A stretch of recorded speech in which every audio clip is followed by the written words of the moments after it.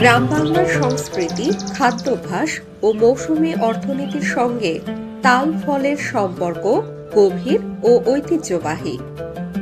পাকা তালের রস দিয়ে তৈরি নানা ধরনের পিঠা, বড়া, পায়েস ও মিষ্টান্ন বহুদিন ধরেই বাঙালির প্রিয় খাবারের তালিকায় স্থান দখল করে আছে।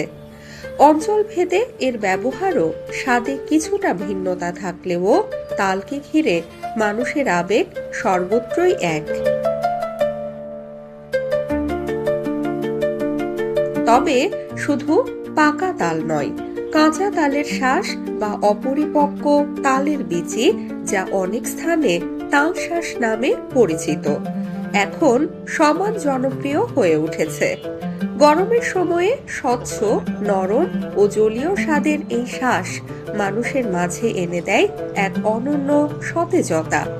প্রাকৃতিক পানীয় ও পুষ্টিকর খাদ্য হিসেবেও এর কদর বাড়ছে দিন দিন।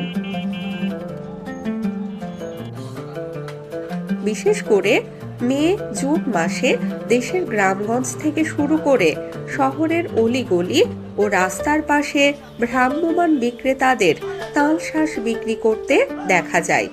পথচারীরা ভিড় করে নিজেদের পছন্দ মতো তালশাঁস কিনছেন। এই দৃশ্য এখন খুবই চোখে পড়ে। ক্রেতার চাহিদা অনুযায়ী বিক্রেতারা কাঁচা তাল কেটে তাৎক্ষণিকভাবে শাঁস বের করে দেন, যা খাওয়ার আনন্দকে আরো বাড়িয়ে তোলে। সাধারণত তালের বিচি পিস হিসেবে বিক্রি হলেও অনেকে আস্ত তালও কিনে নিয়ে যান।